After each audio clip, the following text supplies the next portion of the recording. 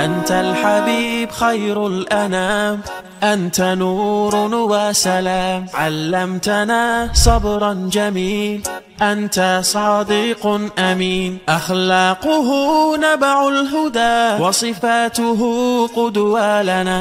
أنت الحبيب خير الأنام، أنت يا محمدا، تسقينا من يديك عند حوض الكوثر، للأمة خليت سنتك الجوهر، صلى عليك الله.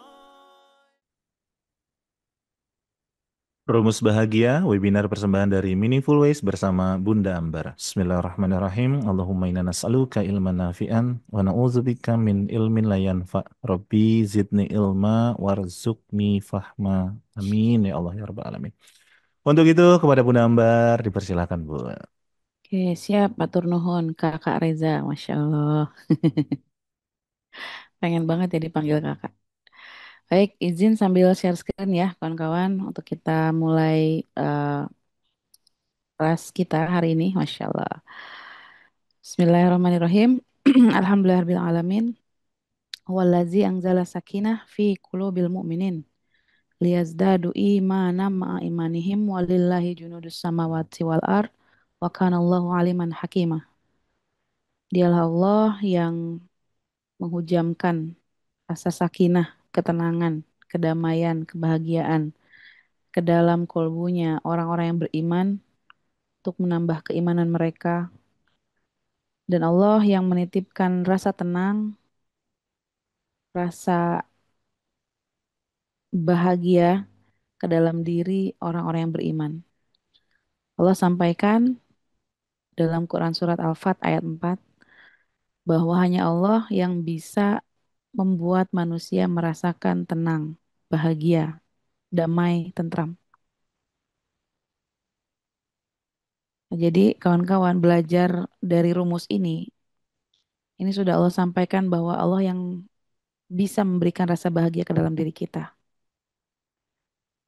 Karena ternyata banyak orang yang menganggap kebahagiaan itu sumbernya dari harta yang banyak, ya enggak, dari tubuh yang sehat, dari pasangan yang baik, yang setia. Banyak orang yang beranggapan merasa bahagia itu hadir dari anak-anak yang soleh, dari orang tua yang baik, dari sahabat yang selalu ada, atau dari apapun yang mungkin menurut kita itu adalah kebahagiaan. Nah, ini Allah sudah jelas sampaikan kawan-kawan bahwa hanya Allah yang mutlak bisa memberikan kebahagiaan ke dalam diri manusia. Sehingga efeknya apa? Kebahagiaan manusia itu menjadi tanggung jawabnya sendiri.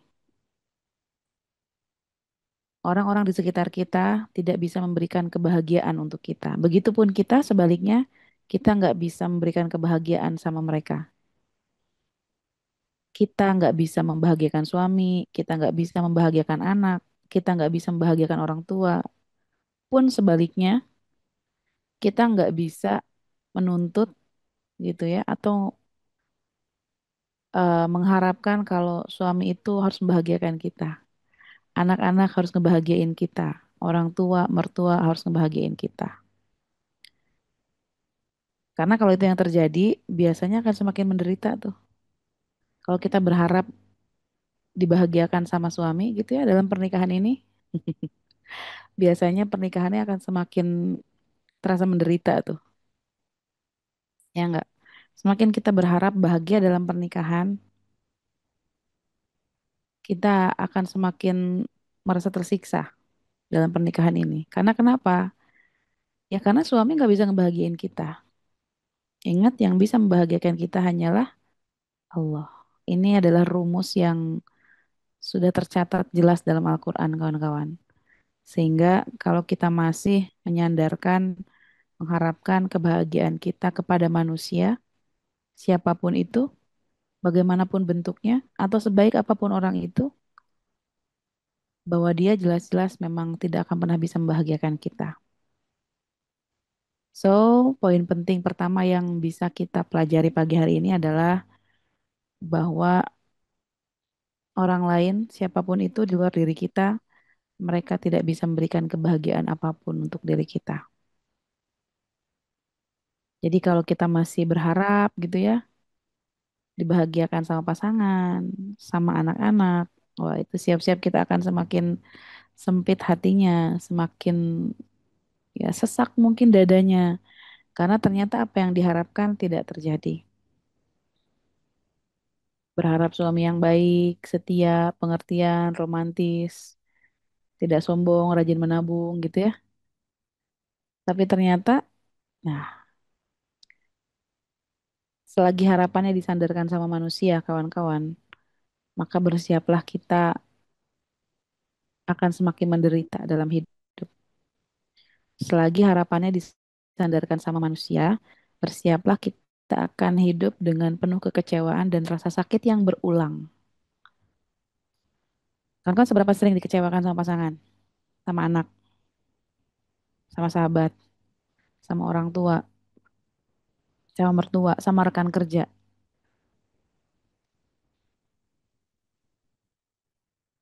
Semakin sering kita dikecewakan, artinya tanpa sadar kita ini lagi menyandarkan kebahagiaan kita pada mereka. Cirinya apa? Kita sering kesel, jengkel, sebel sama yang mereka lakukan atau yang mereka ucapkan. Karena ternyata mereka berperilaku tidak seperti yang kita mau. Ya enggak. Inilah yang sering kita lakukan kawan-kawan ya. Kita menyandarkan kebahagiaan kita pada diri manusia lain. Yang mereka tuh sebenarnya nggak punya daya dan kuasa apapun untuk memberikan kita sesuatu yang membuat hati kita tenang dan bahagia. Oke, mari kita kupas ya. Karena ini realitanya seperti ini. Ya, rumus bahagia yang sudah tercatat dalam Al-Quran. Maka kita lihat kenyataan yang terjadi pada saat ini. Fakta-fakta yang kritis gitu ya. Oh ya, fakta kritis ya. Serem banget bahasanya ya. Kita lihat nih, fakta kritis. Katanya nih, penelitian dari WHO. 1 dari 5 orang dewasa mengalami gangguan mental. Nah, dia nih. Gimana nih? Berarti kalau sekarang ini ada berapa nih? 355 orang. Berarti kalau menurut penelitian ini, ada berapa orang yang mengalami gangguan mental? Ya, 355 berapa tuh orang? Masya Allah. Ini benar gak sih pernyataan ini? Apa jangan-jangan iseng aja? Ya ternyata gangguan mental itu kawan kan bukan hanya sekedar apa ya, udah jadi ODGJ gitu ya, yang jalan-jalan di pinggir jalan gitu.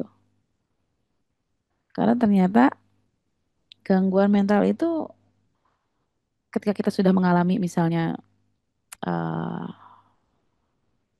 gangguan mood swing gitu ya, atau misalnya udah mengalami gangguan tidur yang berkepanjangan, gangguan makan, terus ya gangguan-gangguan lainnya. Nah, aku salah satu di antaranya kayaknya. Ini Kak Reza ya. 20% mengalami gangguan mental ya Bun, Masya Allah. Jadi jangan dipikir gangguan mental tuh kayak apa ya, udah nggak sadar gitu, kehilangan akal. Termasuk ketika kita mengambil keputusan-keputusan yang seringkali tidak rasional gitu ya. Yang belum mampu mengambil keputusan secara dewasa, bijak, dan penuh tanggung jawab. Itu kan berarti sudah di luar apa ya, hmm, kematangan berpikir seseorang. Nah, menurut kawan-kawan, fakta ini relate nggak sih? Bener nggak sih? Karena zaman sekarang tuh kan banyak yang gampang ke distract ya, gampang stres, gampang terganggu juga mood swingnya, emosionalnya gitu. Marah dikit, tonjok, senggol bacok gitu ya. Kesel dikit, lempar barang. Terus kecewa dikit, kalimat yang keluarnya kalimat-kalimat kasar. Ketika seseorang menunjukkan perilaku tertentu gitu ya, baik ucapan, perbuatan, itu menunjukkan apa yang ada di dalam dirinya.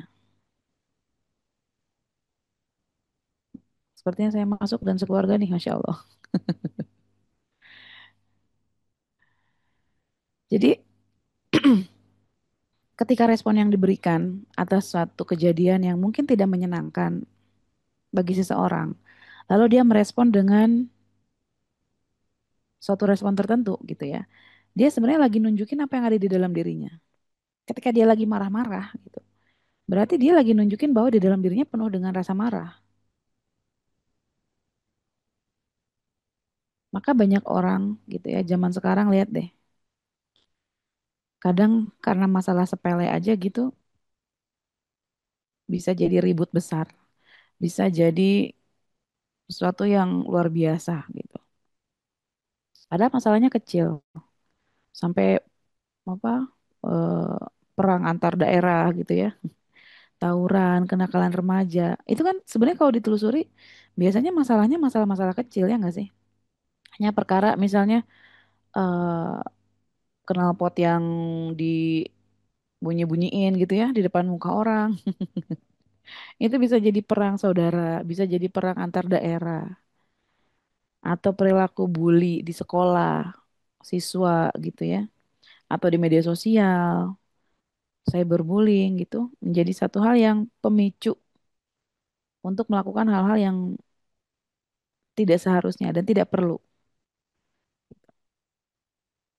Nah, terus yang kedua nih, fakta berikutnya, lanjakan burnout di era digital.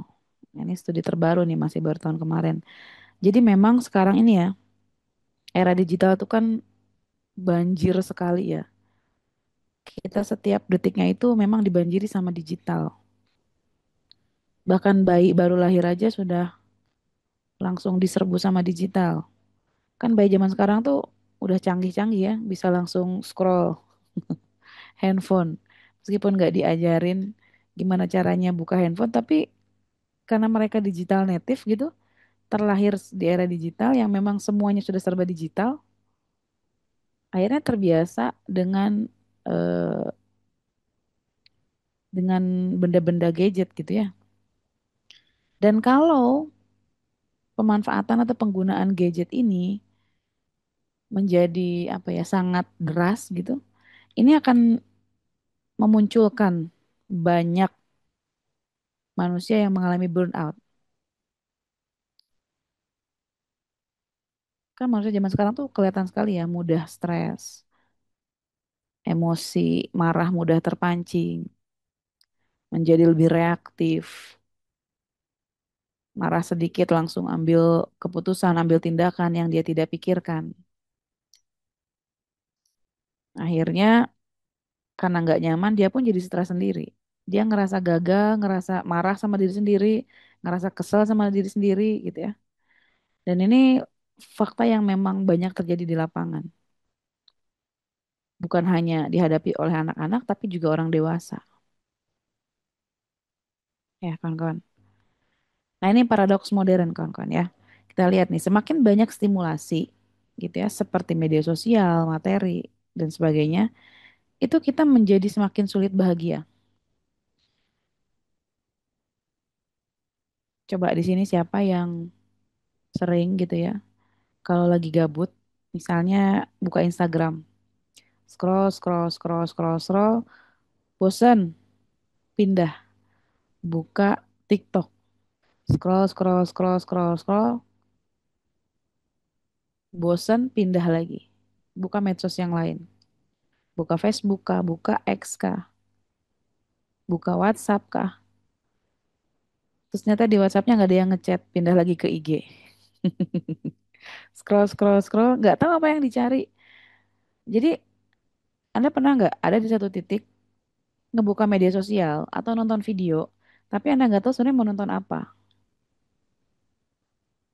Jadi ketika dilihat, kalau ada yang menarik ditonton, kalau nggak ada, Anda skip. Ketika semakin sering skip, skip, skip, skip, skip, Anda kayak semakin kehilangan sesuatu, kehilangan makna. Nggak tahu apa yang saya cari. Makanya sekarang tuh kan semakin banyak video-video yang singkat gitu ya. Itu semakin semakin memicu gejala stres sebetulnya. Karena kenapa? Ya itu tadi, karena stimulasinya semakin banyak. Sehingga ketika kita melihat tayangan-tayangan tertentu gitu ya, yang kita sering skip gitu kan, itu ngasih apa ya, di satu sisi mengeluarkan hormon kebahagiaan kita. Tapi di sisi lain bisa jadi juga menstimulus hormon stres kita. Karena kenapa? Kita nggak tahu apa yang mau kita cari. Tontonan semakin banyak, berita semakin menyeruak, apalagi dengar berita akhir-akhir ini ya. Rasanya ada-ada aja ya Allah gitu kan, yang udah nggak ngerti lagi tuh tentang berita-berita, tentang penegakan hukum yang mungkin tidak terjadi, tentang mungkin seorang ayah yang ternyata menggauli anak kandungnya sendiri, tentang berita-berita yang bikin kita nggak habis pikir gitu. Itu kan bikin kita stres juga ya nggak sih? Semakin banyak ya, ya korupsi ya nggak, berita apa lagi nih yang bikin kawan-kawan jengkel akhir-akhir ini. Itu kan semakin banyak stimulasi yang kita lihat, apalagi kalau inputnya informasi-informasi yang bikin kita jengkel. Wah, itu semakin jauh kita dari bahagia. Ya nggak, berita-berita yang nggak habis fikri. Betul ya. Jadi semakin sulit rasanya bahagia kalau melihat lingkungan sosialnya itu seperti ini.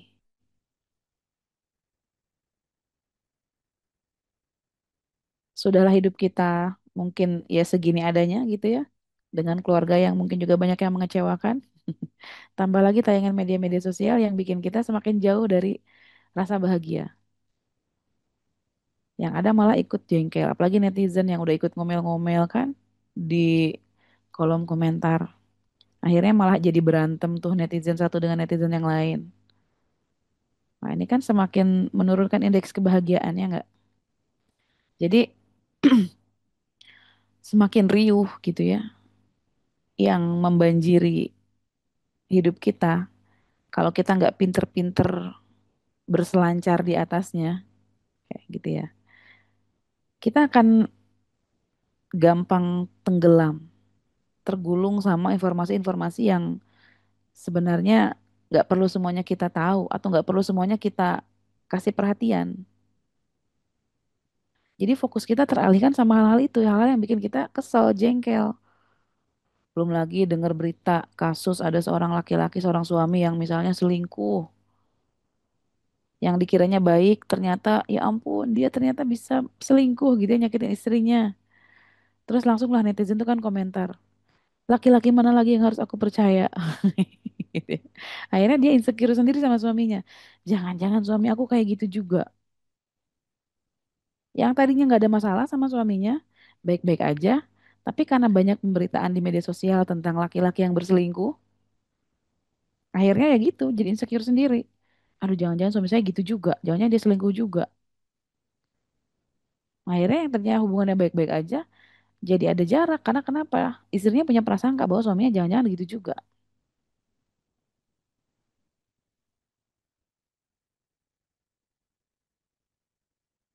Terus berita tentang pernikahan yang gagal, yang rumah tangga yang penuh kekerasan dalam rumah tangga.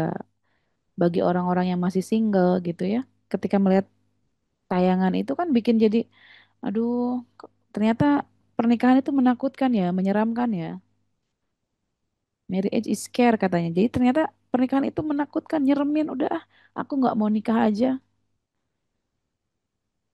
Atau misalnya ketika ada kasus, atau misalnya apa, seorang ibu yang membagikan kisah dia menjadi ibu, tentang beratnya menjadi ibu gitu ya.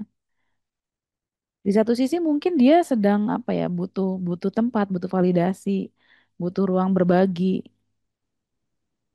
Tapi ternyata dia punya sisi mata pisau yang lain. Bagi orang-orang yang belum punya anak, ketika melihat punya anak itu stres itu, akhirnya bikin dia berpikir apa? Ih, ternyata capek ya punya anak. Apalagi misalnya berita-berita tentang seorang ibu yang meninggalkan luka batin sama anaknya. Itu dia jadi berpikir, aduh, aku nggak mau nyakitin anak aku.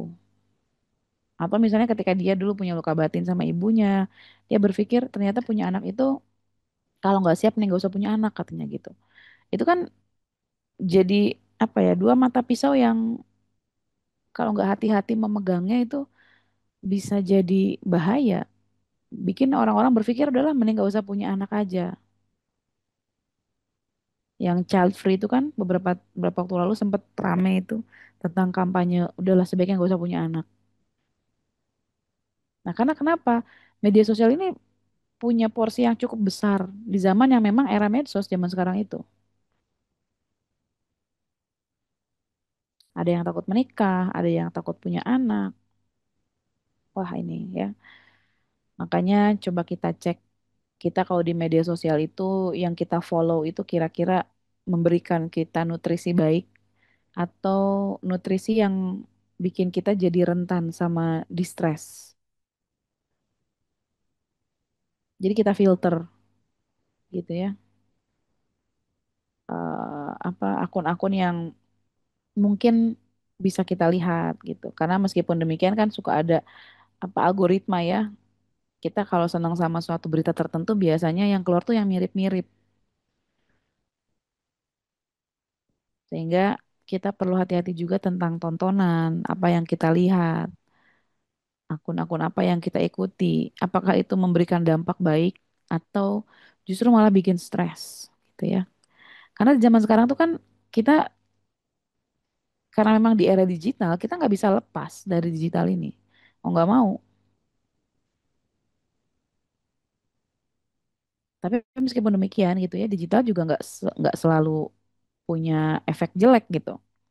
Ada sisi baiknya dan banyak mungkin ya manfaat baiknya dari digital. Contohnya ya apa ruang kita ini ya, kita juga kan pakai digital nih. Ada manfaatnya. So, mari kita bijak dalam apa ya, memberikan ruang untuk stimulasi yang masuk ke dalam diri kita. Kita filter yang boleh masuk yang mana aja. Nah, ini kemudian nih kawan-kawan ada yang namanya pernah dengar tentang perma model. Ini digagas oleh seorang tokoh psikologi positif ya, Martin Seligman. Jadi eh, ini tentang apa ya, kajian yang menjelaskan elemen-elemen kunci yang berkontribusi terhadap kesejahteraan atau well-being manusia. Ya, jadi model ini sebetulnya penyempurnaan tentang teori sebelumnya tentang kebahagiaan otentik ya, authentic happiness. Ini ada 5 kawan-kawan ya. Apa aja? Beliau menyampaikan yang pertama itu positive emotion. Ya, ini berkaitan dengan hormon-hormon bahagia nih yang sudah kita kenal ya, yang 4 sekawan itu. Dari aktivitas-aktivitas yang menyenangkan. Jadi, kebahagiaan itu juga bisa muncul ketika kita melakukan aktivitas yang kita sukai. Misal, ketika kita menikmati momen bahagia, tertawa, atau misalnya eh, merasakan kepuasan ketika setelah menyelesaikan tugas. Nah, itu keluar hormon tuh. Ketika Anda ibu rumah tangga punya punya tugas nih di rumah, terus beres, alhamdulillah setrikaan selesai. Nah, itu kan keluar tuh hormon. Nah, gitu ya. Alhamdulillah anak-anak udah diantar sekolah. Drama pagi sudah selesai. Gitu kan? Apalagi contohnya ketika kita selesai menyelesaikan tugas atau melakukan hal-hal yang kita sukai, gitu ya. Terus yang kedua, engagement ya. Jadi ini flow state, kondisi fokus total. Jadi keterlibatan. Jadi keadaan yang mengalir gitu ya, mengalun ketika seorang itu sepenuhnya terlibat di dalam aktivitas yang eh, seru gitu ya, tapi sesuai kemampuan. Misalnya kawan-kawan yang senang menulis, senang yang berkebun gitu ya, atau berolahraga, yang lari gitu kan. Orang yang senang lari gitu, ketika dia habis berlari mencapai target tertentu, dia itu keluar tuh hormonnya. Misalnya ada ikut race gitu kan, yang 5 kilo, kayak yang 10 kilo. Terus ternyata dia sekarang bisa finish nih 5 kilo atau 10 kilo. Nah, itu kan seneng ya, keluarlah hormon itu gitu ya. Dan ini juga satu hal yang bisa membuat orang bisa merasakan kebahagiaan. Kawan-kawan yang senang misalnya melukis gitu ya. Nah, ini juga bisa tuh. Terus yang ketiga relationship, ya hubungan. Ini juga bisa mengeluarkan hormon bahagia ketika berinteraksi dengan lingkungan sekitar gitu. Ketika Anda punya hubungan yang bermakna gitu ya sama orang lain. Misalnya Anda punya sahabat yang Anda punya koneksi yang nyaman gitu ya, punya interaksi yang baik, punya juga apa ya, pemahaman yang saling mengerti, atau relationship sama keluarga, sama pasangan, sama orang tua, sama mertua gitu ya. Sehingga kalau hubungan kita bermakna, jadi hubungan bermakna itu apa sih? Bukan hanya sekedar kita punya relasi sama dia, tapi kita punya sesuatu yang apa ya? Ya meaningful gitu, yang banyak maknanya. Oh, dia sangat penting berarti gitu. Atau misalnya punya komunitas yang saling peduli. Ini juga relationship yang bisa berkontribusi terhadap kebahagiaan seseorang. Sehingga ketika semakin baik hubungannya gitu ya, ini bisa berpotensi membuat kita eh, merasakan kebahagiaan. Ya, seperti hubunganku dengan keluarga Meaningful Ways, Masya Allah ya. Relationship yang saling mengingatkan pada kebaikan, yang saling memberikan pundaknya untuk mungkin kalau ada saudaranya yang sedang lelah butuh bersandar sebentar, menyediakan pelukannya untuk seseorang, keluarga kita, saudara kita yang mungkin sedang butuh pelukan gitu ya. Itu kan juga sesuatu yang hubungan yang sangat berharga sama pasangan, sama anak, atau sama siapapun dengan orang di sekitar kita. So, salah satu cara kita juga bisa merasakan kebahagiaan dalam hidup adalah dengan punya relasi, hubungan dengan seseorang atau sekelompok yang memberikan makna sama kita. Nah, terusnya yang keempatnya nih, lanjut ya, yang bermakna, yang punya meaningful ways nih kayak kita nih. Insya Allah ya, mudah-mudahan di meaningful ways juga menjadi salah satu asbab kawan-kawan bisa Allah titipin kebahagiaan hatinya. Karena ketika kita punya punya tujuan hidup, ya itu juga ternyata bisa sampai menurunkan depresi sampai 30% kawan-kawan. Wah. Jadi kalau hidup kita punya arti, itu bisa luar biasa menurunkan depresi sampai 30%. Karena kenapa banyak orang yang depresi itu karena dia ngerasa hidupnya nggak berharga, nggak bahagia, nggak penting, ya kawan-kawan. Jadi misalnya ketika kawan-kawan punya tujuan hidup dari sekedar cuman hidup ini aja gitu, punya makna lain, punya arti lain gitu. Ketika kawan-kawan misalnya melibatkan diri dalam aktivitas sosial, itu juga membuat diri kita ngerasa bermakna gitu kawan-kawan ya. Jadi meaning ini sesuatu yang penting juga yang bisa membuat seseorang merasakan kebahagiaan dalam hidupnya, ya. Berkontribusi sama masyarakat. Apapun kita kita punya punya skill apa, kita punya kelebihan apa. Kawan-kawan misalnya di sini yang punya kelebihan harta, bisa nggak bisa punya waktu buat berjuang dalam kebaikan di jalan dakwah. Tapi saya cuma punya uang, boleh. Saya nggak punya uang, saya cuma punya tenaga. Ya lakukan apa yang bisa kita lakukan. Sehingga kita hidup ini punya makna.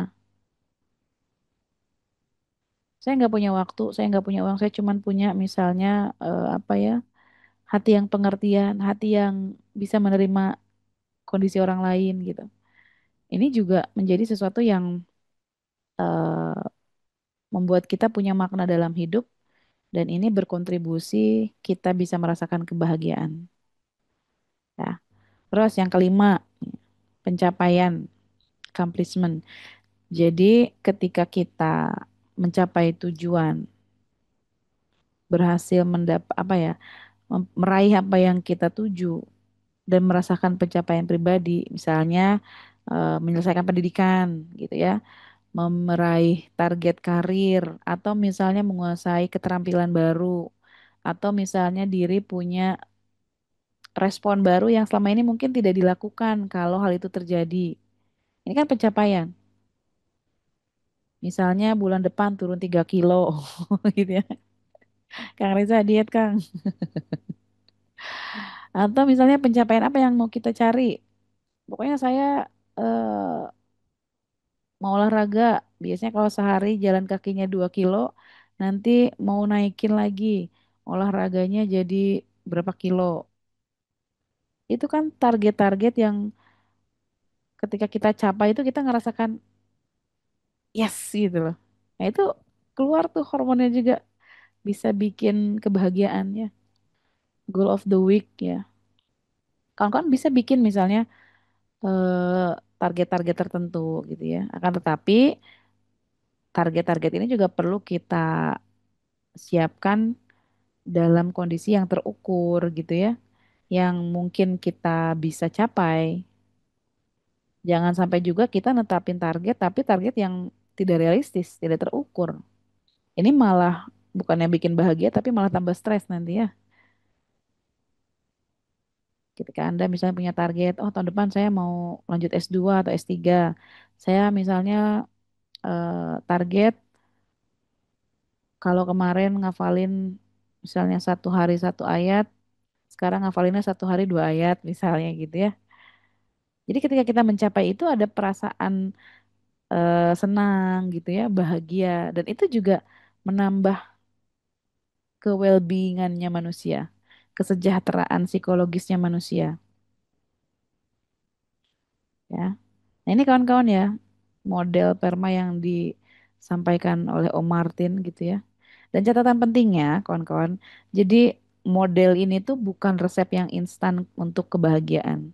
Tapi ini hanya panduan untuk menciptakan hidup yang lebih seimbang dan bermakna. Ya. Jadi dalam model ini gitu ya, ditekankan bahwa well-being itu lebih dari sekedar merasa bahagia. Ya. Tapi melibatkan kombinasi dari kelima elemen ini, gitu kawan-kawan. Ya, jadi ini hal-hal yang mungkin bisa berkontribusi dalam kebahagiaan hidup kita. Terus kalau ada orang yang nggak bahagia berarti ya mungkin hal-hal ini tidak terjadi. Anda mungkin nggak punya hubungan yang bermakna dengan seseorang, gitu ya. Pasangan sih ada, orang tua ada, teman sekitar banyak, tapi kayak relationshipnya itu apa ya, kayak nggak erat gitu loh.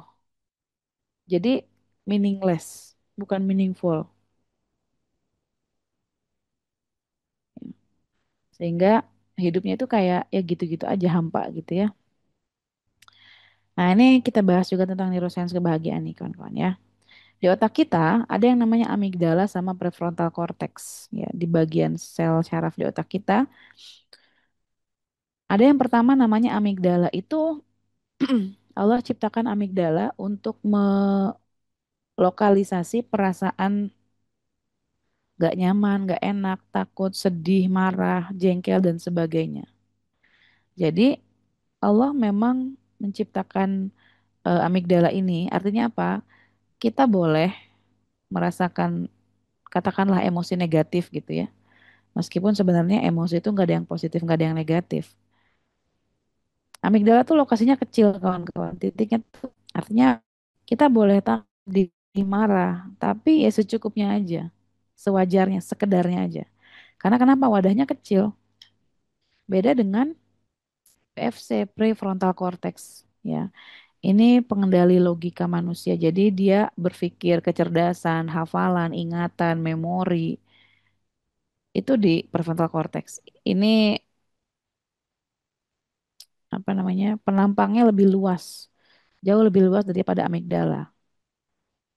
Sehingga apa? Hikmah yang bisa kita petik gitu ya, bahwa ketika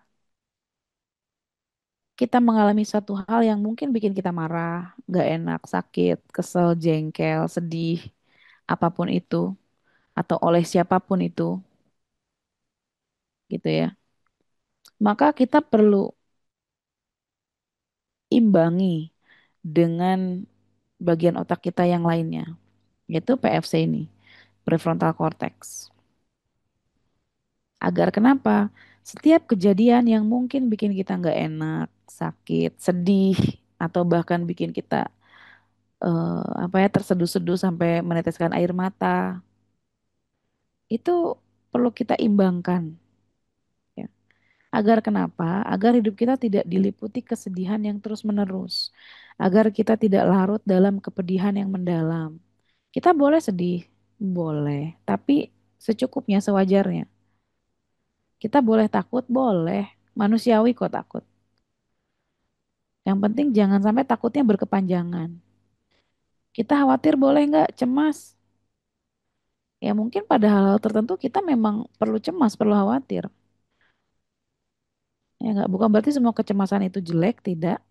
Tapi setiap emosi yang muncul, yang tumbuh ini, itu adalah sinyal tanda yang perlu kita perhatikan.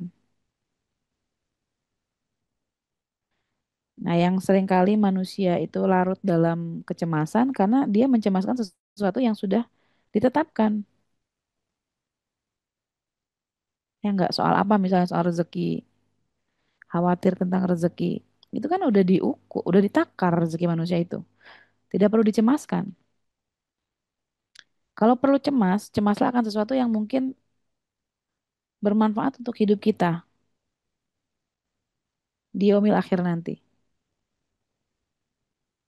Banyak orang yang berpikir nanti anak-anak sekolahnya gimana, uang bayarannya gimana. Nanti kalau saya meninggal anak-anak sama siapa, uangnya dari mana. Kalau misalnya yang pasangannya sudah sakit-sakitan, nanti suami saya kalau meninggal gimana, siapa yang nyari uang. Itu kan kekhawatiran-kekhawatiran yang tidak perlu gitu ya. Karena kan rezeki itu sudah dijamin.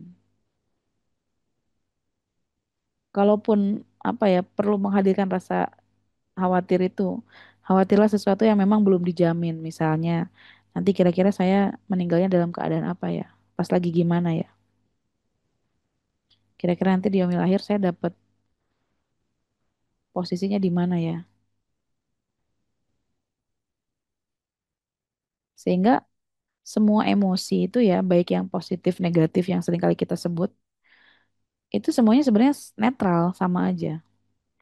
Emosi itu hanyalah tanda. Maka kita perlu imbangi dengan mengendali logika kita, kawan-kawan. Agar apa? Agar kecemasan itu tidak merusak kebahagiaan kita. Karena kan ketika kita cemas, otomatis kita artinya tidak sedang bahagia, ya enggak? Ketika kita sedang takut, artinya kita tidak sedang bahagia.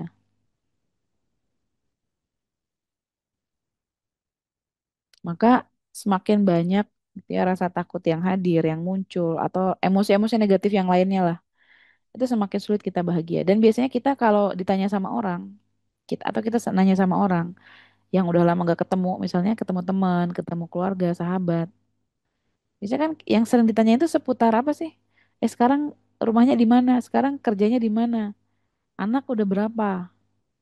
Ya enggak? Jarang ada orang yang bertanya,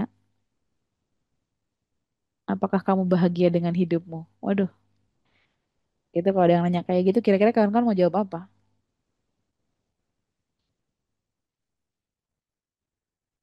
Saya tanya di sama kawan-kawan, misalnya sekarang ya. Kawan-kawan, apakah kawan-kawan sedang sekarang merasakan bahagia dalam hidup? Menurut kawan-kawan, hidup kawan-kawan ini bahagia nggak sih? Kawan-kawan bahagia nggak dengan pasangan yang sekarang?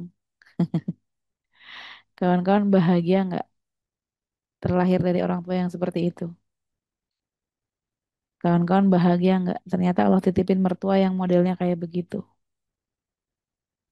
Kawan-kawan bahagia nggak dititipin anak yang ternyata banyak ngebantahnya? Kawan-kawan bahagia nggak ternyata punya teman yang datang cuma pas mau butuhnya aja?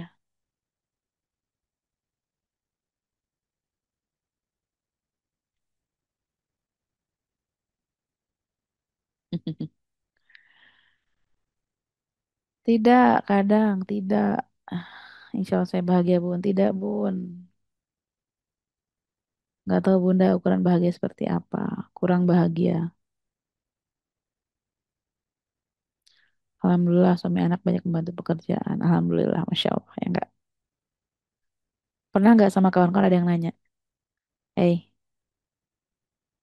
Ditanya berhadapan sambil ditatap matanya, sambil dipegang pundaknya. Terus ditanya sama temannya itu sambil ditepok, "Hei, kamu bahagia nggak?" Kira-kira mau jawab apa tuh? Karena ternyata banyak orang yang nanyain kabar itu hanya tentang sekitar ya kehidupan material, ya fisik. Alhamdulillah Bunda bahagia sering ikut Meaningful Ways, jadi bisa mensikapi yang Allah hadirkan. Masya Allah. Kak Siwi, ya, kakak ya panggilnya ya. Alhamdulillah saya bahagia. Ya, Alhamdulillah. Ya tentang kebahagiaan itu kawan-kawan, panjang ya bahasannya. Yang kedua nih, neuroplastisitas. Otak itu ternyata bisa diubah dengan kebiasaan positif. Jadi Bu, kecanggihan otak kita yang Allah kasih, yang Allah ciptakan, ternyata kita bisa menyambungkan memori-memori bahagia, memori-memori baik, menyenangkan di otak kita yang bisa kita simpan dan bisa kita deskripsikan itu sebagai kebahagiaan. Nah, gitu ya. Coding lah kalau kata anak sekarang. Jadi kalau ada misalnya Anda pijit A, keluarnya ini gitu. Itu kan coding. Jadi begitupun otak kita juga ternyata bisa dalam tanda kutip diubah, bisa diprogram untuk bisa merasakan kebahagiaan dalam kondisi yang mungkin sebenarnya nggak enak gitu ya. Kan hidup kita tuh ada yang rasanya enak, ada yang rasanya nggak enak ya. Dan ternyata kita bisa mendefinisikan atau mengkodingkan kejadian, peristiwa, apapun itu yang kita maknai itu menjadi sebuah kebahagiaan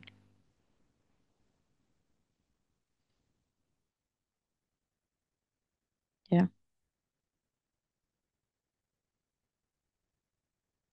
Sehingga ini bisa kita coba pelajari dengan bagaimana cara kerja otak yang sudah Allah kasih sama kita. Ternyata kita bisa loh bahagia meskipun keadaannya tidak menyenangkan atau bahkan menyakitkan. Ternyata kita bisa loh menikmati setiap fase yang Allah kasih, yang mungkin lagi nggak enak, sakit, perih, pedih. Ketika kita memaknai itu sebagai sesuatu yang kita kodingkan di otak kita sebagai satu kebaikan. Dan ini proses yang panjang. Karena neuroplastisitas itu kan bukan suatu peristiwa yang sederhana ya, tapi itu suatu apa ya, pembiasaan, latihan yang berulang ya. Nah, happiness coding. Nah, ini bagus nih. Kapan-kapan yang kita bahas tentang happiness coding. Jadi, kenapa kebahagiaan tidak hadir dalam hidup kita? Kenapa ketenangan tidak hadir dalam hidup kita? Itu tadi kuncinya di ayat yang tadi kita baca dari awal. Bahwa ketenangan itu Allah yang kasih. Wallazi angzala sakinah fi qulubil mu'minin. Allah di sini menyampaikan bukan kepada fi qulubil muslimin. Artinya Allah memberikan sakinah ini, ketenangan ini kepada fi qulubil mu'minin, kepada kalbunya orang yang beriman. Orang yang beriman itu orang yang apa sih? Orang yang menjalankan rukun iman ya enggak? Rukun iman ada berapa? Ada 6 ya. Ini sering banget saya ngingetin buat diri saya sendiri gitu. Kita ini di rukun iman yang ke satu, kedua, ketiga, keempat, kelima itu kita aman lah katakanlah ya. Tapi biasanya banyak manusia gagal untuk apa namanya ya, untuk menjalani rukun iman yang keenam, yang kelima setengah tuh biasanya. Iman kepada kodok dan kodar. Nah ini yang berat. Kita hanya beriman ketika kodo atau kodar itu yang enak-enaknya aja, yang nikmat-nikmat aja, yang senang-senang aja. Tapi giliran dikasih kodok kodar yang sakit, yang nggak enak, yang perih, yang membuat air mata kita menetes, wah kita langsung protes sama Allah. Ya Allah, kenapa takdirku begini? Kenapa ya Allah suamiku begini? Nah itu kan udah, kalau sudah mulai mempertanyakan sama Allah kenapa gitu ya, itu sudah mulai tidak bahagia tuh orang itu. Artinya dia nggak bahagia. Kenapa sih anakku nggak seperti anak yang lain? Kenapa sih aku harus terlahir dari ibu yang seperti ini? Kenapa sih mertuaku harus sebegini? Kenapa sih ya Allah, dari sekian banyak manusia, miliaran manusia di muka bumi ini, kenapa harus aku yang dititipin penyakit yang bertahun-tahun seperti ini? Atau pertanyaan kenapa yang lainnya. Semakin kita bertanya kayak gitu sama Allah, kenapa begini sih ya Allah? Kenapa sih ya Allah? Kenapa sih begini? Itu kita lagi nyambungin otak, menyambungkan sambungan-sambungan memori di otak kita bahwa hidup ini tidak bahagia. Dan itulah yang akan terjadi.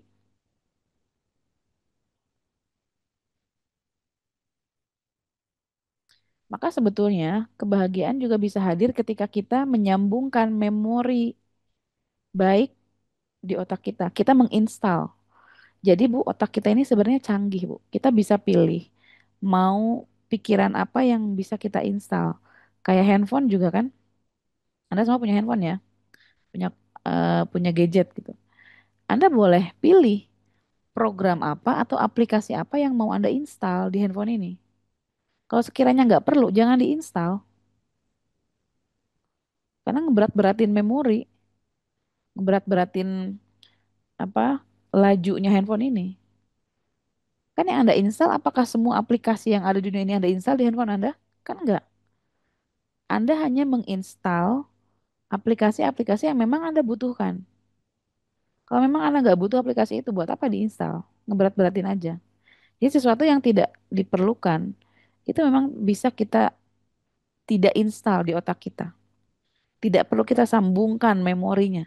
Tidak perlu kita kuatkan hubungannya, sambungannya.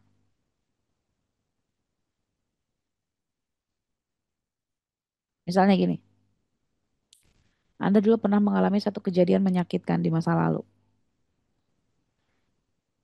Ketika Anda ingat hal itu, artinya Anda sedang menyambungkan memori, membuat satu jembatan, satu sambungan. Semakin sering diingat-ingat, diulang-ulang, itu makin lama sambungannya semakin kuat. Kalau sambungannya sudah semakin kuat, itu akan semakin punya tempat istimewa di diri kita untuk terus kita perhatikan. Maka itulah yang akan terjadi. Rasa sakit itulah yang akan hadir dalam hidup kita. Maka kalau kita mau menyambungkan memori di otak kita, sambungkanlah dengan memori-memori yang positif. Kuatkan sambungan-sambungan yang memang perlu kita sambungkan biar kuat. Kita maknai lain kejadian itu. Oke, kita mengingat rasa sakit kejadian yang dulu pernah kita rasakan. Coba kita maknai, kita install. Installnya apa? Oke, kejadian itu Allah hadirkan dalam hidup saya sehingga saya bisa bertumbuh, berkembang, menjadi lebih kuat lagi, menjadi lebih baik lagi. Ketika badai dulu datang, kita maknai bukan sebagai sesuatu yang bisa menumbangkan kita. Bahwa badai itu datang untuk membuat kita lebih kuat, lebih bertumbuh lagi, lebih strong lagi. Ya kan? Karena ada orang yang ketika badai datang dia tumbang, dia hancur. Tapi ada juga yang ketika badai datang dia bertumbuh semakin kuat, dia mengokohkan lagi akarnya. Sehingga ketika badai berlalu, dia menjadi manusia baru dengan kekuatan yang lebih baik lagi. Nah, itu yang perlu kita sambungkan kawan-kawan. Sekarang kan boleh misalnya ya, bayangkan satu kejadian apa yang bikin kawan-kawan sesek, kesal, jengkel, yang bikin Anda marah. Coba mari kita maknai di otak kita. Kejadian itu sebagai kejadian apa? Kita akan menamai kejadian itu sebagai peristiwa yang apa? Ini kita lagi nggak install nih, lagi memberikan coding sama otak kita.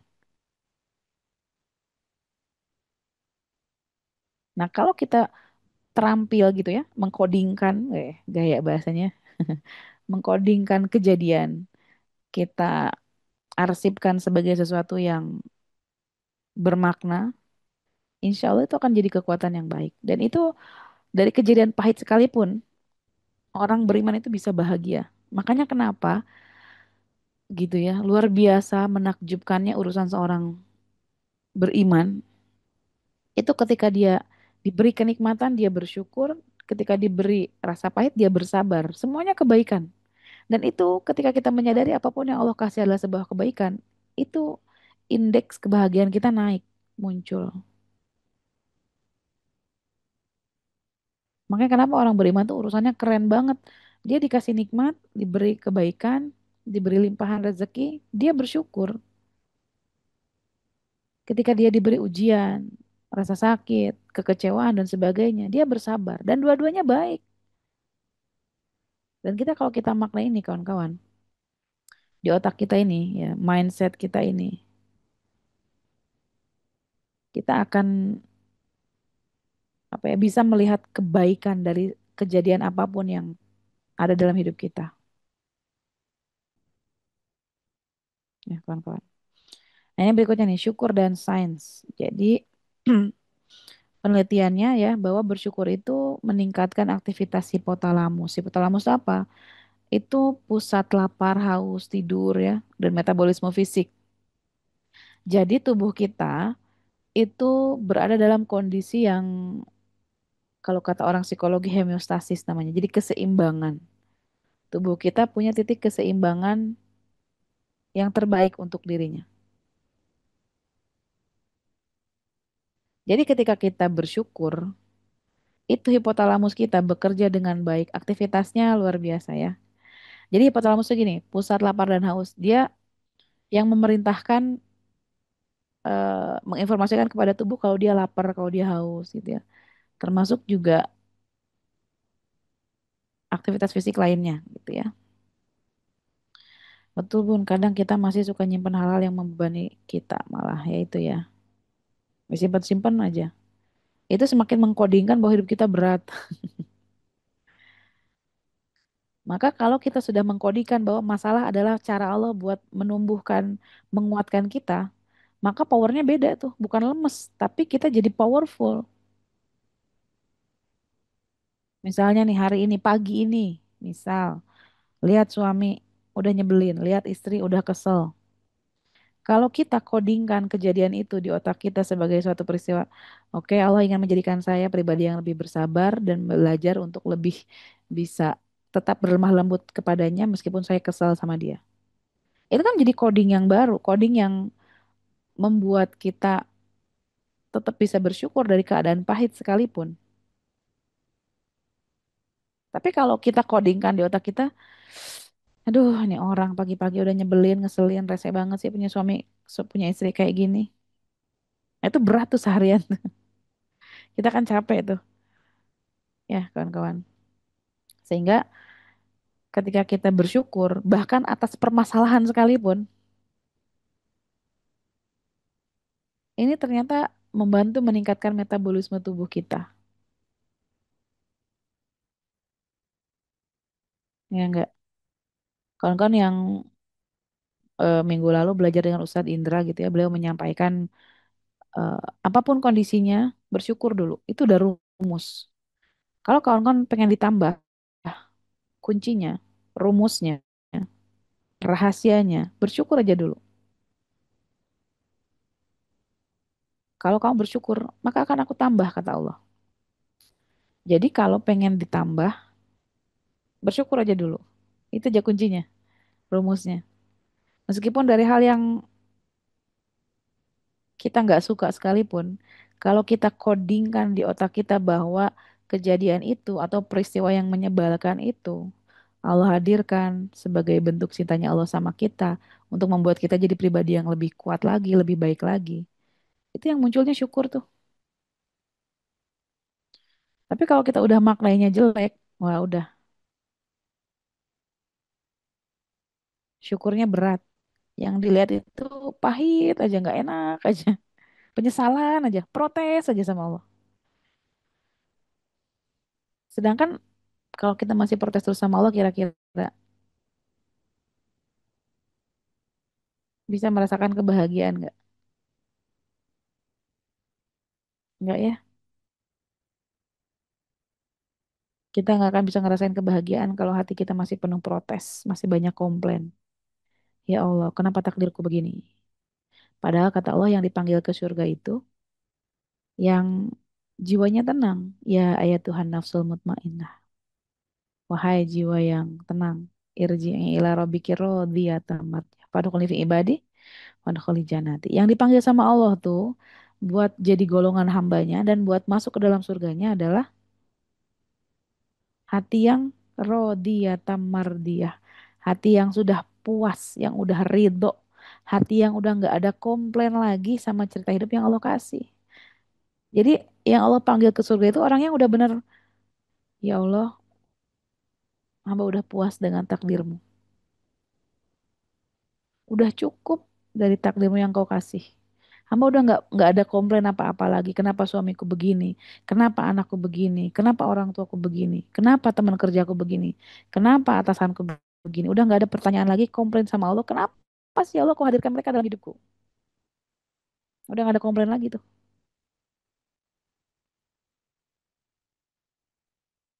Jika udah nggak ada komplain, artinya kita udah puas. Udah puas banget, udah cukup banget sama takdir yang Allah kasih. Dan kita meyakini bahwa takdir yang Allah kasih itu yang terbaik.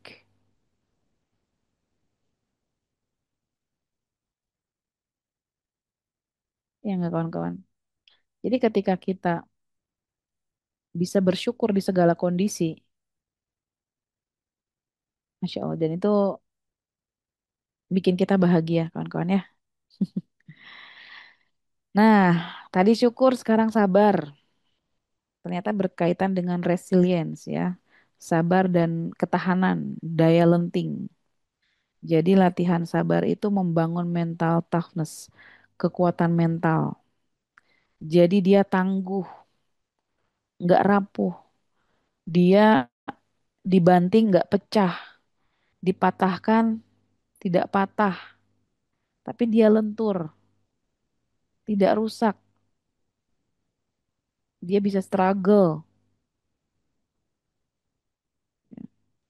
dia bisa menyesuaikan kondisi bahwa tidak ada sesuatu yang di luar dirinya yang bisa merusak kebahagiaan dia. Tidak ada sesuatu pun di luar diri dia yang bisa menghancurkan kebahagiaannya. Karena kenapa? Dia punya daya lenting yang luar biasa. Dipukul tidak hancur, tapi dia punya apa ya? Ya resilient, daya lenting. Ditarik, direnggangkan, tidak putus. Tapi dia punya daya lenting yang lebih tinggi. Semakin ditekan, kayak per, kawan-kawan tahu per ya? Per itu kan semakin ditekan ke bawah, semakin dapatkan tekanan. Ketika suatu saat tekanannya pergi, dia akan melenting lebih tinggi. Dia akan mencapai posisi yang ya melentingnya sangat tinggi. Maka kesabaran ini tentang ketahanan, ya. Bagaimana mental kita terjaga, kuat ketika ditakdirkan gimana pun sama Allah. Bagi orang-orang yang sabar, itu dia punya daya lenting yang kuat. Berarti sabar ada batasnya itu nggak berlaku ya Bunda. Sabar itu bukan nggak ada batasnya, justru yang benar itu sabar itu pahalanya tanpa batas.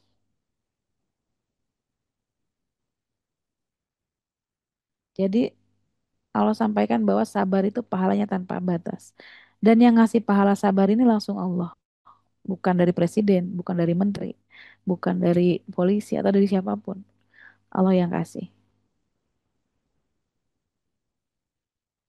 Ya enggak kawan-kawan? Jadi latihan sabar itu latihan kita punya daya juang, daya lenting yang bisa bikin kita semakin kuat lagi. Ya. Kemudian ya apalagi hal yang bisa bikin kita bahagia, silaturahim kawan-kawan. Ya, silaturahim itu kan mengundang rezeki ya, tambah saudara.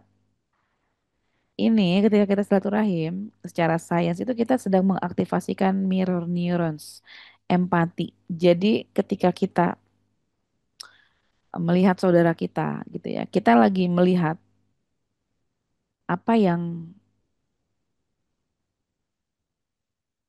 bisa kita perhatikan gitu ya.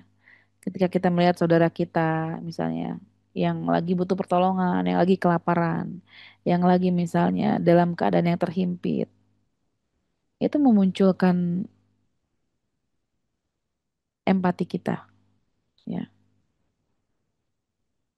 Nah, makasih Bang Titan tuh udah ngasih ayatnya ya, pahala tanpa batas. Jadi, ketika kita bersilaturahim, itu kita menumbuhkan empati kita, kepedulian kita. Apalagi kita sesama muslim adalah saudara, kita seperti satu tubuh. Kalau bagian tubuh tertentu sakit, maka bagian tubuh yang lain juga akan merasakan. Kalau tubuh kita, mata kita misalnya dia menangis, mengeluarkan air mata, maka tangan ini mengusap air mata. Atau ketika tangan kita sakit, aduh, air mata kita menetes. Saling dua-duanya. Ya nggak kawan-kawan? Dan ini hubungan silaturahim ini juga menambah indeks kebahagiaan. Manfaatnya apa lagi? Ini membuat seseorang tidak merasa sendirian karena Allah hadirkan saudara-saudara kita untuk juga bisa menemani kita. Kita hadir untuk memberikan satu apa ya warna atau misalnya eh, kasih sayang, berbagi kepedulian sehingga ini menumbuhkan empatinya. Bagaimana cara membuat seorang narsistik bisa mengaktifasi mirror neuronsnya ya Bun? Wah, berbicara tentang NPD ya, yang lagi ramai sekarang bahasnya. Maka karena manusia itu punya mirror neurons atau sel syaraf cermin, artinya manusia ini punya kemampuan untuk meniru atau melihat perilaku orang lain. Dan ternyata kapasitasnya ini cukup besar dalam diri manusia, itu sekitar 30% kalau kata para ahli.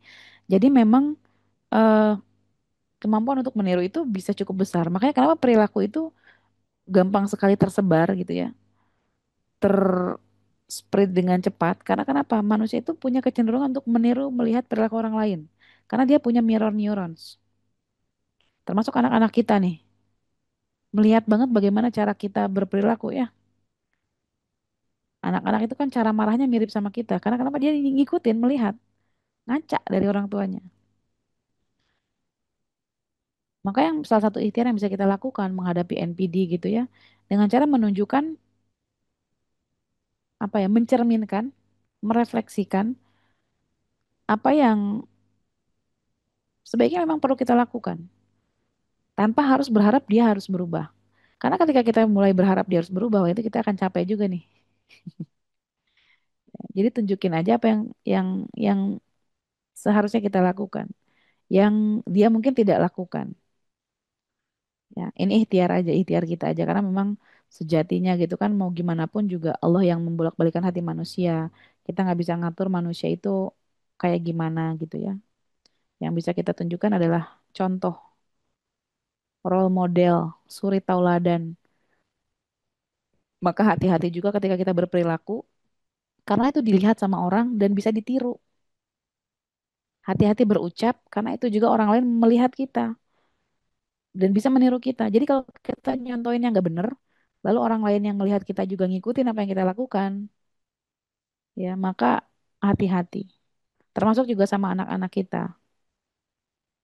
Itu kita ini kemana-mana lagi bawa cermin kawan-kawan. Yang orang lain tuh bisa melihat kita dan bisa diikutin, bisa ditiru. Ya, maka jadilah suri tauladan yang baik ketika kita bersilaturahim dengan orang, ketemu, ya ngobrol, berperilaku gitu. Sehingga karena akan diikuti. Nah, saya mau tanya nih kawan-kawan, apa hambatan terbesar Anda meraih bahagia?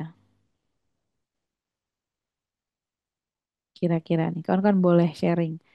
Kira-kira apa ya yang menjadi hambatan saya dalam bisa merasakan kebahagiaan ini? Apakah mungkin apa apa nih? Berharap sama manusia. Oke, good. Ini penghambat terbesar ya. Berharap sama manusia itu penghambat terbesar. Saya selalu overthinking. Oke, overthinking juga merusak kebahagiaan. Kurang sabar, susah memaafkan, ketidaktenangan, lingkungan, overthinking bun. Mesti dapat dulu, kalau belum dapat nggak bahagia ya. Terlalu luka batin kali ya, Bun. Rutinitas no time, minim sabar, angan-angan. Angan-angan juga hati-hati nih. Ini rentan dimasuki oleh bisikan-bisikan syaiton yang membisiki ke dalam dada manusia. Keluarga belum harmonis, merasa sendiri. Oke, susah ikhlas. Kurang bersyukur, panjang angan ya Bun, yes. Gak terima keadaan, sudah melupakan, susah melupakan seorang lain. Susah ikhlas, kekhawatiran berlebihan. Oke, good. Ketika kita tahu hambatan kita apa, insya Allah kita akan bisa dengan lebih mudah lagi menyingkirkannya dan jalan bahagia sudah terpampang nyata di hadapan kita. Karena kalau kita nggak tahu hambatannya apa, kita akan sulit menyingkirkan hambatan itu. Kalau kita udah tahu misalnya yang menghambat kebahagiaan, rasa khawatir, keinginan yang begitu banyak. Nah, keinginan juga hati-hati kawan-kawan ya. Bukan berarti kita nggak boleh punya keinginan, tapi hati-hati keinginan juga bisa membuat kita menderita, capek, dan jauh dari bahagia. Ingin pasangan yang soleh, pasangan yang baik, ingin anak yang baik, tapi ternyata suaminya belum baik, istrinya belum baik. Ingin pekerjaan yang lebih baik, ternyata pekerjaannya sekarang belum seperti yang diharapkan. Itu juga menghambat kebahagiaan.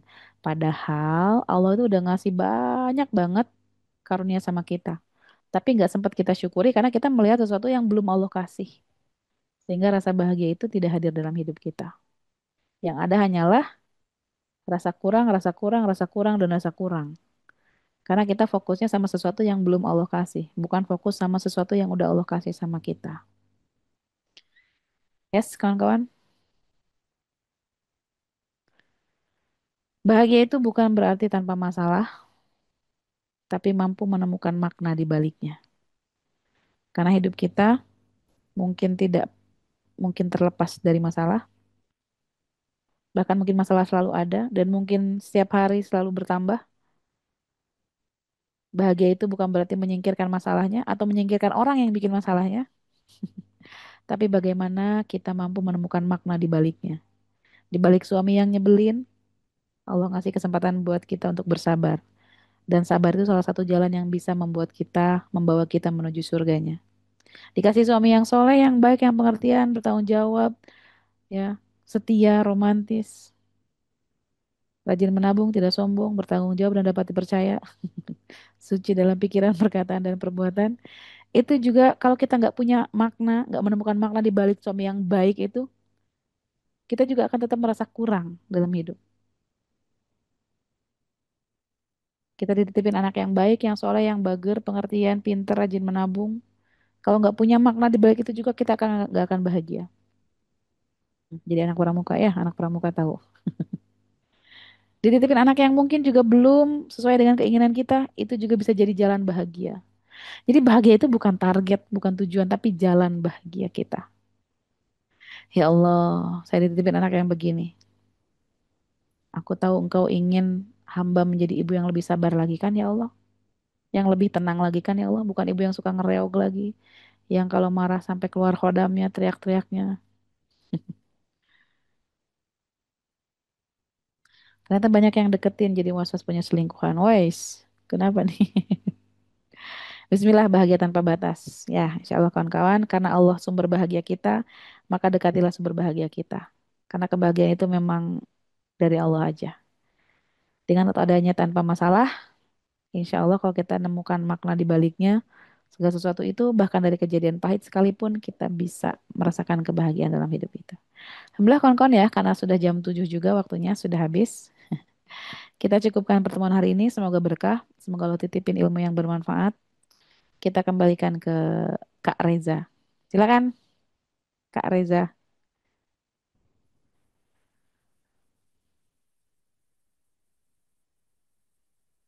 Masih di mute, Kang. Kang Reza. Belum keluar Cik, suaranya. halo, Nah, halo, halo, halo, Bandung. Alhamdulillah, terima kasih Bunda Ambar pagi hari ini mengingatkan makna bahagia buat kita semua ya. Jadi proses bukan tujuan, nikmati jalan bahagianya. Aduh, dalam banget nih pagi hari ini ya. Ternyata kita lebih, bukan kita sih, saya masih banyak eh apa ya, nyari-nyari yang belum ada tuh saking lupa yang sudah banyak Allah titipkan. Oke, Alhamdulillah dapat reminder yang luar biasa. Kalau Bapak Ibu sekalian, apa yang didapatkan pagi hari ini, boleh dong ditulis dengan satu atau dua kata. Satu kalimat juga boleh, biar kita lihat nih apa perasaannya setelah mendapatkan materi dari Bunda Ambar. Alhamdulillah Bunda Ambar ilmunya daging banget, betul-betul tercerahkan pagi ini. Masya Allah, jazakallah ilmunya. Reminder yang sangat bermanfaat. Ketenangan luar biasa, adem, jelek. Alhamdulillah wa syukurillah.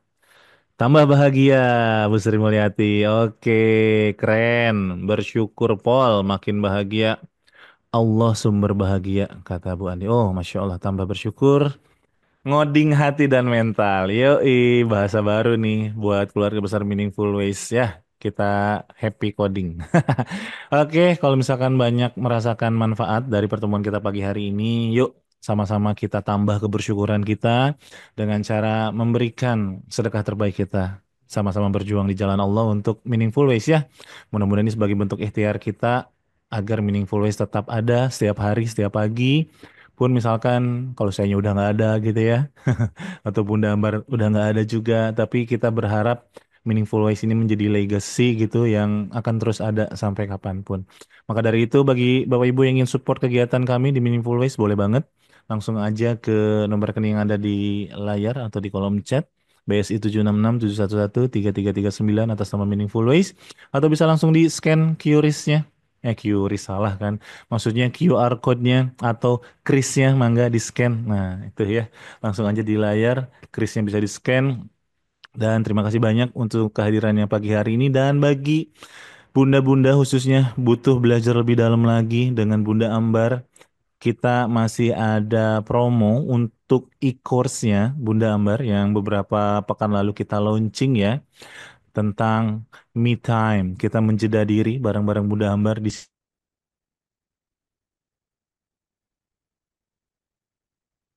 Halo, kok ini mute sendiri ya? Nah, silahkan bagi yang ingin belajar bersama e-course-nya Bunda Ambar boleh banget. Mumpung masih ada promo sampai dengan 31 Juli aja. Jadi benefit yang didapatkan bisa dibaca. Ada 5 video e-course, me time, 5 modul panduan, bonus sesi Q&A Bunda Ambar dan moderator. Jadi ada videonya. Juga di sana ada bonus e-course membuka pintu rezeki bersama Ustadz Indra Firmansyah. Ada bonus rekaman-rekaman eksklusif juga bersama Bunda Ambar. Jadi ini khusus launching periode 18 sampai dengan 31 Juli nanti. Jadi silahkan amankan e-course Me Time, merawat diri, merawat hati bersama Bunda Ambar ya. Dan untuk bonus-bonusnya juga sama, ini kita hanya sampai tanggal 31 Juli aja ya. Senin harga naik. Wow, gitu ya. Bukan Senin ini berarti ya Senin depan. Ya gitulah pokoknya ya. Silahkan bagi yang butuh belajar bersama Bunda Ambar melalui e-course-nya segera. Atau di sini sudah ada yang ikut belajar e-course-nya, sudah ada yang order, sudah ada yang pesan. Boleh coba absen. Bagi yang sudah bagikan testimoninya juga boleh banget. Gimana setelah mengikuti materi dari Bunda Ambar? Apakah applicable? Apakah mudah dipraktekkan? Sudah kakak, sudah. Oh, sudah juga. Gimana kesannya setelah jangan-jangan check outnya doang, ordernya doang, belum disimak sampai utuh. Ayo, tanggung jawab. Nggak apa-apa ya, minimal udah ada niat buat belajar.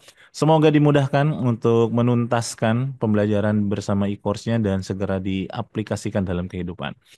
Dan satu lagi sebelum, oh baru sampai modul 2 iya sih nggak apa-apa ya, pelan-pelan aja dikunyah gitu ya, diresapi, dinikmati, dihayati pembelajarannya sehingga lebih banyak ilmunya akan diresapi gitu. Sabar aja, pelan-pelan kita berproses bareng-bareng. Dan satu lagi informasinya untuk besok, besok ya, besok iya betul, besok Sabtu Ahad ini ada kelas eksklusif bersama Kang Novi. Ini perdana beliau mengisi kelas eksklusif di Meaningful Ways, jadi jangan sampai ketinggalan. Kemarin-kemarin ada yang nanyain terus kapan Kang Novi ngisi eksklusif day, eksklusif kelas. Boleh dong Kang Reza. Nah, alhamdulillah di pekan ini beliau waktunya ada. Kita akan membahas jalan pulang yang bermakna. Find your why and you will find your way. Nah, itu apa coba artinya? Ya itulah pokoknya ya. Temukan alasanmu, maka kamu akan menemukan jalanmu. Yuk, kita temukan jalan kita bareng-bareng bersama Kang Novi besok dan Ahad ya. Bagi yang mau daftar silahkan daftar. Tapi untuk keluarga besar MSP nggak perlu daftar-daftar lagi ya. Nanti semua akses kelas eksklusif dibagikan kok di grup MSP. Jadi bagi teman-teman juga yang ingin bergabung dengan keluarga besar Meaningful Support Program boleh banget nih. Masih ada kesempatannya dan kita buka terus kesempatannya. Setiap hari ada aja keluarga baru yang bergabung. Terima kasih banyak atas supportnya dan harapannya itu tadi ya, semoga Meaningful Ways ini bisa menjadi legacy kita bareng-bareng Bapak Ibu sekalian, akan terus ada setiap pagi, setiap hari menemani orang-orang di luar sana yang memang sedang butuh ilmu, butuh pencerahan, butuh teman, butuh keluarga, butuh mentor, butuh guru gitu ya. Jadi yuk kita support bareng-bareng agar Meaningful Ways ini akan terus ada ya. Amin, amin, amin, amin, amin. Dan terakhir Bunda Ambar sebelum ditutup, seperti biasa, boleh memberikan meaningful statement untuk hari ini. Mangga, Bun. Baik kan kawan, sebelum kita tutup pertemuan kita pagi ini, izinkan saya mereminder diri saya sendiri dan kita semua bahwa bahagia itu bukan tujuan akhir, tapi cara kita melangkah. Kita sudah belajar bahwa rumus bahagia bukan tentang angka, melainkan sekumpulan momen yang sengaja kita ciptakan dari rasa syukur sampai keberanian kita untuk hadir menghadapi hidup sepenuhnya. Barakallahu fikum. Assalamualaikum warahmatullahi wabarakatuh. Waalaikumsalam warahmatullahi wabarakatuh. Syukron, jazakillah khair. Kakak Ambar, terima kasih banyak hari ini sudah menemani kami dan gak pernah lelah membersamai keluarga besar Meaningful Ways. Dan Bapak Ibu ini terakhir banget dari saya seperti biasa. Mumpung ini hari Jumat, hari terbaik kita, please banget kirimkan doa-doa terbaik buat keluarga tim Meaningful Ways ya. Apalagi salah satu kakak admin kita, kakak pengurus di Meaningful Ways di belakang Kak Mila gitu sebentar lagi akan lahiran. Nah spesial ya doain beliau mudah-mudahan dilancarkan segala proses kehamilannya karena kemarin katanya divonis untuk sesar karena masih melintang sungsang tapi ya mudah-mudahan bisa normal gitu ya atas izin Allah. Amin, Yuk amin, amin. sama-sama kita doain banget dan juga kakak-kakak yang lain nih, kakak desainer, operator, semua pokoknya tim Meaningful Ways yang nggak pernah kelihatan tapi saya melihat niat-niat baiknya, ketulusannya dalam membersamai dakwah di Meaningful Ways ini. Dan tentu saja doa-doa terbaik juga kita langitkan buat guru-guru kita, para trainer, coach, ustadz, ustazah gitu ya. Semuanya pokoknya. Dan spesial hari ini juga kita doakan Bunda Ambar ya, Bunda Ambar dan keluarganya. Mudah-mudahan Allah jagain Bunda Ambar dan keluarga Bun dengan penjagaan Amin, amin, terbaiknya, amin. disehatkan, jadwalnya padat banget nih beliau, Masya Allah dan senantiasa disayang sama Allah. Dan juga untuk kita semua, Bapak Ibu, keluarga besar Meaningful Ways dimanapun berada, yang saat ini mungkin baru bertatap secara online, Allah mudahkan kita bisa bertemu secara offline nanti suatu saat nanti ya. Akhir kata, menambah keberkahan, kita tutup dengan hamdalah, alhamdulillah, ya Rabbil Alamin, dan doa kafaratul majelis. Subhanaka Allahumma bihamdika asyhadu an la ilaha illa anta astaghfiruka wa atubu ilaik. Barakallahu fikum, berkah selalu, selamat menempuh keberkahan, selamat hari Jumat. Wassalamualaikum warahmatullahi wabarakatuh. Dan kirimkan doa-doa terbaik buat kita semua. Waalaikumsalam Waalaikumsalam Wabarakatuh. warahmatullahi Apa kawan-kawan ya? wabarakatuh juga. Berkah. Waalaikumsalam. Terima Sehat-sehat. kasih gurunya. Waalaikumsalam. Siapa tuh, siapa tuh? Waalaikumsalam warahmatullahi wabarakatuh. Barakallahu Karena sehat-sehat, Pak Imam, sehat-sehat. Barakallahu fikum. Ya, sampai ketemu besok insya Allah. Izin tutup ruangan Semua kami. khairan barakatuh. Jazakumullah khair. Jazakallah.